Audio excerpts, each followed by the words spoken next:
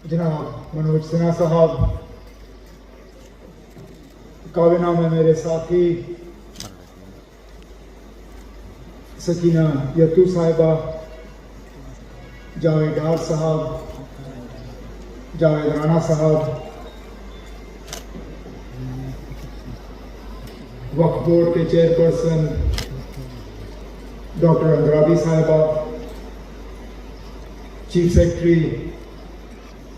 Government of Jammu and Kashmir doctor Dulloo साहब, director general, या किसी से कहते हुए सुनते हैं कि मैं अकेला ही हूं, एक ही हूं, क्या कर सकता हूं, अकेले क्या बदल सकता हूं। लेकिन वो दौर याद रखिए जब हमें अपने घर पर अपने तिरंगे को लहराने की इजाजत नहीं थी।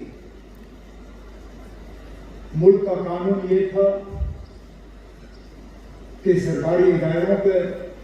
मुल्क का झंडा लहराते हुए दिखता था, सरकारी मकानों पर मुल्क का झंडा लहराते हुए दिखता था, लेकिन अपने घरों पे, अपने दफ्तरों में, अपनी जगह हमें इस झंडे को लहराने की इजाजत नहीं थी। और इस मुल्क का एक बाशिंदा अकेले निकला इसको बदलने के लिए। वो सही है कि अपनी जगह उसके पास वो वसाइल थे, वो तरीके थे कि वो ये लड़ाई लड़ सकता था, लेकिन लड़ाई लड़ने का इरादा उसको कहां से मिला? वो अमेरिका पढ़ने गया था और वहां देखा आसपास उसके जो दोस्त थे अमेरिका के, उनके कमरों में उनके मुल्क के झंडे जो है वो नजर आते थे, लेकिन अपने कमरे में वो मुल्क का झंडा जो है वो वहां लगा नहीं सका। कानून ने उसको इस बात की इजाजत नहीं दी और वो वापस आया और उसने लड़ाई शुरू की, अदालत के दरवाजे खटखटाए, अदालत से फैसले हासिल किए और उस वक्त मुल्क के हुक्मरान को मजबूर किया कि कानून बदला जाए और इस मुल्क के हर बाशिंदे को इस बात की इजाजत मिले कि वो अपने घर में इस तिरंगे को जो है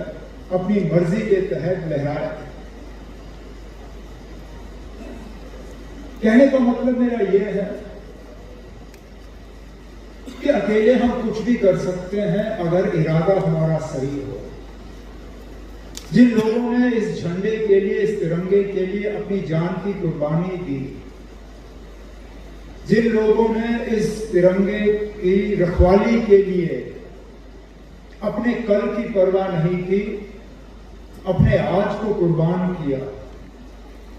या अपने आज को कुर्बान करने के इरादे के साथ वो किसी न किसी बेल्ट फोर्स के साथ जुड़ गए,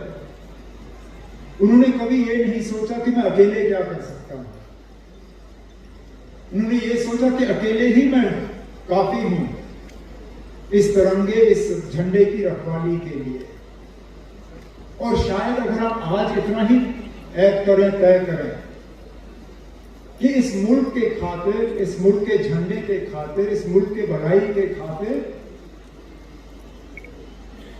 जरूरी नहीं है कि हम सब मिलके कुछ करें, अकेले में भी हम में वो ताकत है कि हम इस झंडे की आन, इस झंडे की शान, उसको बरकरार रखें, उसको मौजूद रखें, उसमें और इजाफा करें। तो इस उम्मीद के साथ कि ये हर घर तिरंगा, ये इस झंडे के साथ जो हमारा लगाव है, ये सिर्फ इन फंक्शनों तक ही मौजूद ना रहे। ये झंडा, ये हमारी पहचान है, इसकी हम गरिमा रखें, इज्जत रखें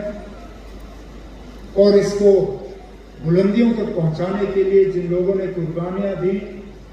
उन कुर्बानियों को याद रखते हुए उनके कदमों में हम चलें शायद यही इस प्रोग्राम का मकसद है और यही हमें आज ऐड करना चाहिए। मैं इस मौके पर आप सब जो यहाँ आए और जो तिरंगा यात्रा में आपने शमूलियत की, उसके लिए शुक्रिया करते हुए आपसे इजाज़त चाहता हूँ। जय हिंद, जय जम्मू कश्मीर।